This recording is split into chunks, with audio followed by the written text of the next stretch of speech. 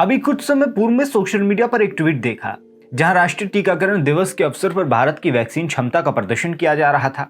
भारत ने कोविड-19 के विरुद्ध भीषण युद्ध लड़कर ये तो सिद्ध कर दिया कि भारत को यूं ही प्राचीन युग में विश्व गुरु की उपाधि नहीं दी गई थी, परंतु एक समय ऐसा भी था जब वैक्सीन का निर्माण तो छोड़िए, पेनिसिलिन जैसी आम दवाइयों के लिए भी भारत को विदेशी दान पर निर्भर रहना पड़ता था। नमस्कार, टीएफआई इतिहास एवं संस्कृति पर आपका स्वागत और मैं योगेश शर्मा आपको अवगत कराऊंगा कि कैसे पोलियो की वैक्सीन के लिए भारत को दशकों तक प्रतीक्षा करनी पड़ी और कैसे इस विलंब को रोका जा सकता था। तो अविलंब आरंभ करते हैं। आज हम भारतवासी कोविड-19 रोधी वैक्सीन पर अपनी उपलब्धियों पे अपनी पीठ थपथपाते हुए नहीं थकते, होना भी चाहिए। आखिर कोविड-19 जैसी महामारी को रोकने में अगर हमारे देश की वैक्सीन प्रभावी हो और उसके समक्ष बड़े बड़े देशों की वैक्सीन भी विफल प्रतीत हो तो ये कोई छोटी बात नहीं है।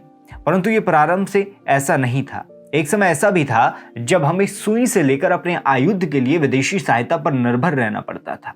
पेनिसिलिन जैसी एंटीबायोटिक दवाइयों के लिए भी हमें विदेशी सहायता पर ही निर्भर रहना पड़ता था और जो वस्तु अमेरिका या यूरोप में किसी वर्ष निकलती उसे भारत आते आते कम से कम 2 दशक तो लग ही जाते थे। इसी का परिणाम था जो पोलियो समय रहते नष्ट किया जा सकता था उसने 1990 तक भारत की नाक में दम कर दिया था। आपको विश्वास नहीं होगा कि 1980 के दशक में विश्व के लगभग कुछ नहीं तो 50% से अधिक पोलियो केस भारत से ही निकलते थे।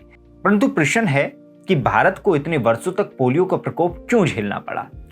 पोलियो की खुराक तो 1950 के दशक तक ही आ चुकी थी, यह सत्य है। और यह भी सत्य है कि पोलियो की खुराक बनते बनते 1970 प्रारंभ हो चुका था। अब भारत की ओर देखते हैं, पोलियो की प्रथम डोज कब किसी भारतीय को मिली होगी। 1988 के आसपास जब WHO के अभियान के अंतर्गत भारत को पोलियो वैक्सीन की खेप मिली, क्या इस बीच किसी भारतीय ने इस दिशा में कार्य नहीं किया?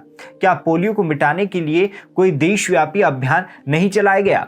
हो सकता है और नहीं भी हो सकता है, क्योंकि पोलियो की प्रथम वैक्सीन 1962 के आसपास भारत आ गई थी, परंतु 1999 में जाकर देश के 60% से अधिक नवजात शिशुओं को इसकी प्रथम डोज मिली थी। एक राष्ट्रव्यापी स्वास्थ्य अभियान को सफल होने में इतने वर्ष हम शायद भूल जाते हैं कि ये वही भारत है जहां एक डॉक्टर को आत्महत्या इसलिए करनी पड़ी क्योंकि उसके आविष्कार यानी टेस्ट ट्यूब बेबी पर 2 मीठे बोल तो छोड़िए, समाज में जीने योग्य भी नहीं छोड़ा गया। यहाँ तो बच्चों को दस्त से बचाने के लिए भी ORS जैसे सरल औषधि को भी स्वीकृति कराने के लिए एड़ी चोटी का जोर लगाना पड़ता था।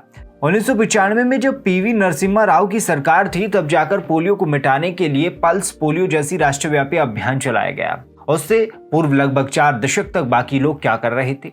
क्या ये नीतिगत पंगुता देश के लिए शर्म की बात नहीं है? 1990 के दशक तक संसार के अधिकतम देशों से पोलियो समाप्त हो चुका था, परंतु भारत को ये बीमारी खत्म करने में लगभग 2 दशक लगे और 2014 तक जाके भारत पोलियो मुक्त घोषित हुआ। अब सोचिए, अगर कोविड के समय PM नरेंद्र मोदी की सरकार नहीं होती तो क्या जितनी जल्दी हम इस महामारी को नियंत्रित करने में सफल हुए, क्या उतनी ही शीघ्रता से अन्य प्रशासकों के नेतृत्व में होता? जिस प्रकार से केरल, दिल्ली जैसे प्रांतों में कोविड के व्याप्त होने पर जो भगदड़ मची हुई थी वो शायद पूरे देश में देखने को मिलती।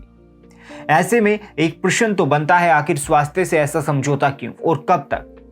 आपको हमारा वीडियो कैसा लगा? कमेंट सेक्शन में अवश्य विचार साझा करें।